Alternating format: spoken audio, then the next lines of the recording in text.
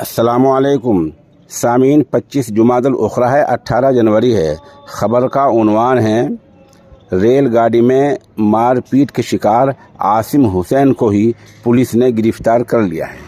आपको पता है, चंद दिन पहले पद्मावत एक्सप्रेस की एक वीडियो सोशल मीडिया पर वायरल हुई थी, जिसमें साफ देखा गया था कि आसिम हुसैन को कुछ नौजवानों ने नीम बरहना करके, आधा नंगा करके बुरी तरह मारा पीटा है। लाठी डंडों से मारा पीटा है, बेल्टों से मारा पीटा है।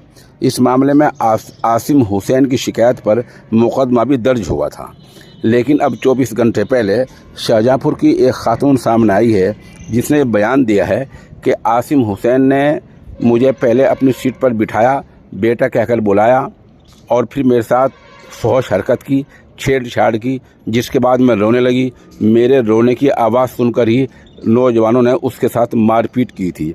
इस इल्ज़ाम में, छेड़छाड़ के इल्ज़ाम में पुलिस ने आज आसिम हुसैन को ही गिरफ्तार कर लिया है।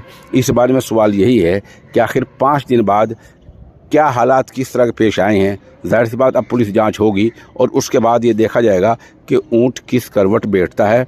आसिम हुसैन को फ़िलहाल पुलिस ने गिरफ्तार